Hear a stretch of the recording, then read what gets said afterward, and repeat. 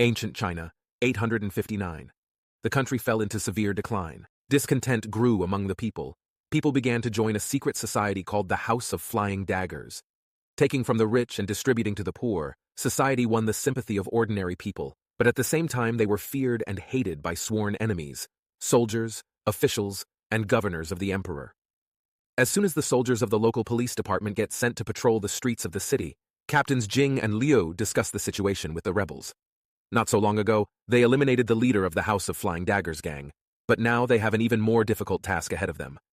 It took several months to find the former leader of the society, but now they must find a new leader, and they have only 10 days to do so.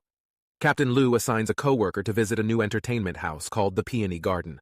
According to information, one of the dancers may be involved in a secret community.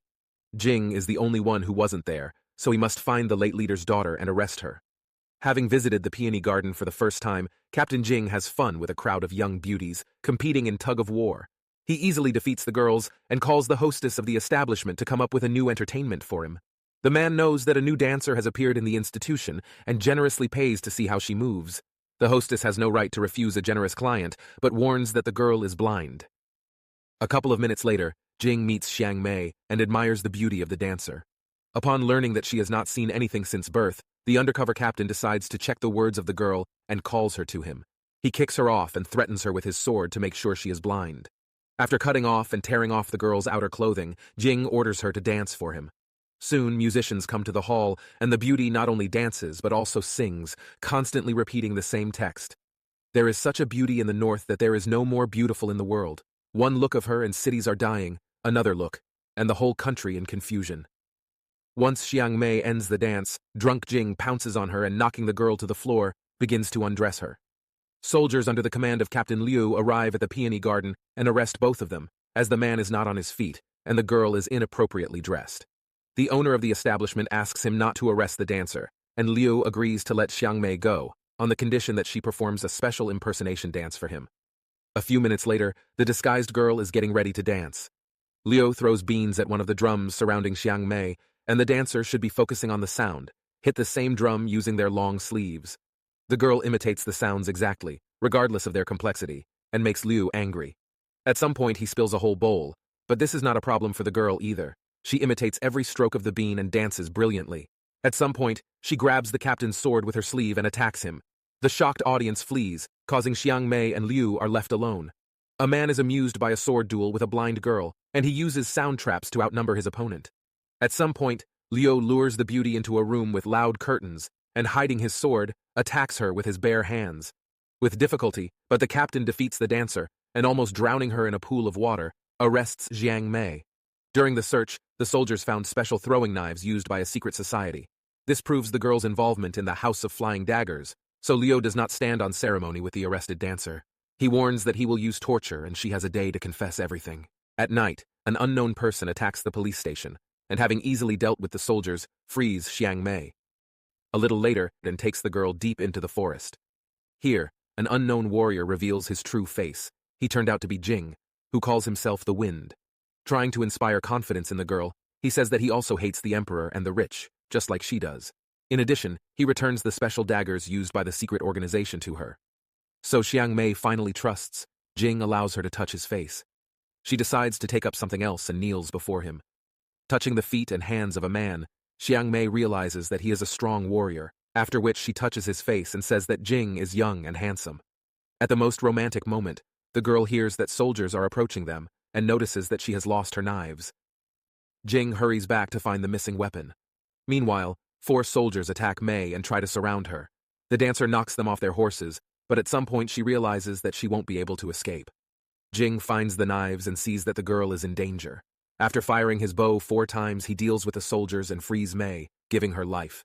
As soon as the couple leaves, it turns out that the soldiers are alive and only pretended to be corpses. They are familiar with the captain and act on behalf of Liu, misleading the girl so that she betrays the members of a secret organization. The couple find a safe place and Jing asks the girl to swim and wear men's clothes. He promises not to peep and knocks on the sword, leaving deep into the forest.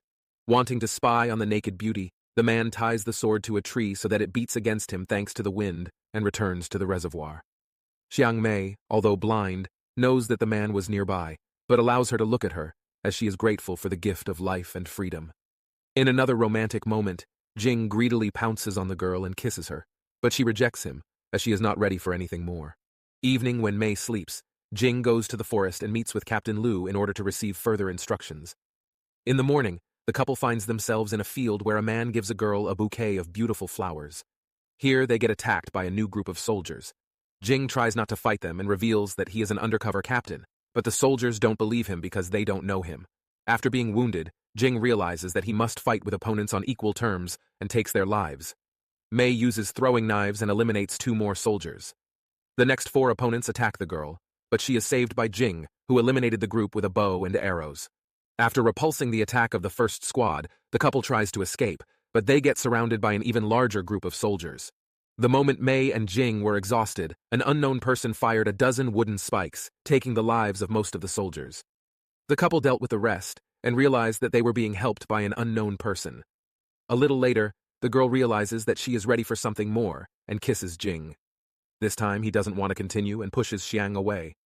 In the evening, the man hurries to the forest to meet Captain Liu again. As it turned out, it was he who helped eliminate the second detachment, and warns that there are still many opponents ahead.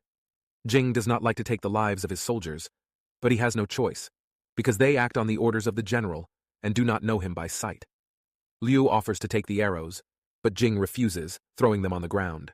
After meeting Liu, Jing returns to the village where Xiang is staying for the night. She is trying to understand if the man feels something for her and if he is ready to change. Jing, who calls himself Wind, says that he flies wherever he wants and cannot be stopped. Offended by this, the girl quarrels with Jin and runs away. In the morning, she says that she wants to be alone and, becoming the wind, gain freedom. Jing accepts her decision and leaves, but soon realizes that he is in love and cannot leave Mei. Meanwhile, the girl is getting a rest in a bamboo forest and is unaware that she got surrounded by soldiers lurking in the trees. Focusing only on the sound, Mei fights off opponents, but there are too many of them. At the most difficult moment, Jing, who returned in time, saves her. At some point, Jing sees a spear flying at the girl and saves her. Continuing their escape, the couple find themselves trapped. The soldiers use sharpened bamboo spears and capture them when they arrive on the ground.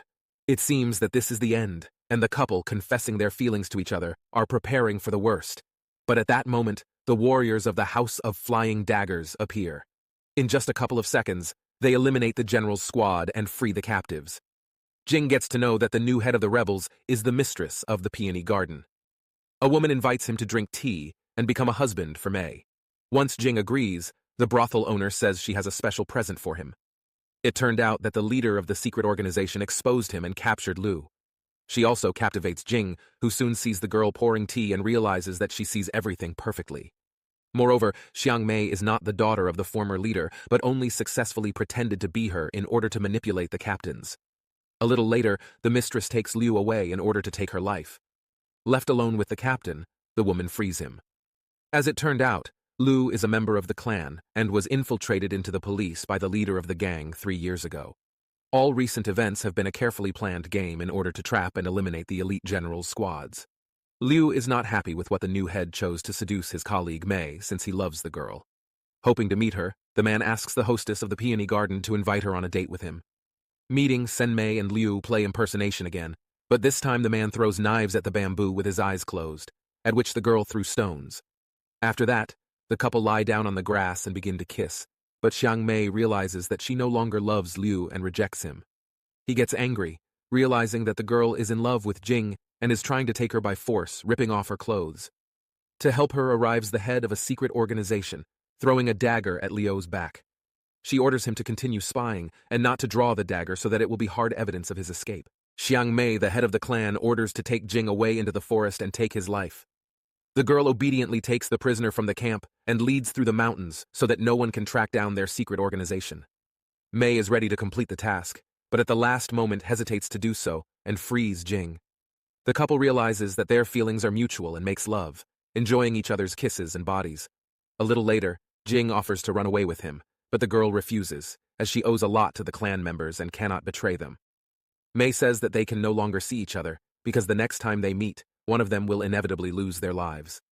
Before leaving, Jing offers one last time to go with him and wander the world like the wind, but the girl refuses. After Jing leaves, Mei thinks for a long time and decides to catch up with him. Soon a dagger flies out of the thicket and the girl, noticing it, throws the sword. It turned out that there were two knives, and the second wounded her very badly, knocking her off the horse. At the same time, Liu comes out of the forest.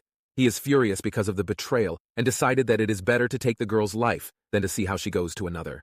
She knew about the consequences, but she decided to become free because she loves only one person, Jing. Meanwhile, Jing, who has left, realizes that he cannot imagine his life without a girl and gets back. In the field, he finds an injured Mei, and she asks him to turn around. At that moment, Jing gets attacked by Liu, and he realizes that the captain is a member of an underground movement. They both loved Mei, and are ready to give all their strength to take each other's lives. Opponents do not want to give in to each other, and do not notice how winter is coming on the street. Meanwhile, the general's soldiers track down the House of Flying Daggers and head towards them to eliminate the rebels. During the epic fight, Liu and Jing inflict countless wounds on each other, irrigating the snow with red. Liu is not going to give up and removes the resistance leader's dagger from his shoulder. Severely injured Xiang Mei gets up from the snow and asks Liu to let Jing go, otherwise she will take his life with the dagger she has in her heart. Jing asks her not to, as her days will be numbered, and throws down her sword to sacrifice herself. Liu faints, leaving the dagger in his hand, but Xiang Mei draws the blade from her heart and throws it to intercept, but it only beats back a drop of blood from Liu's dagger. Smiling for the last time, having lost too much blood, Xiang Mei falls. Jing kisses her beloved for the last time, after which she falls into eternal sleep. Liu realizes what mistake he made and leaves, hating himself. Jing, holding the girl's lifeless body tightly, sings to her the same song with which their story began. Guys, we truly hope you enjoyed watching. We would be grateful if you liked and subscribed. See you soon.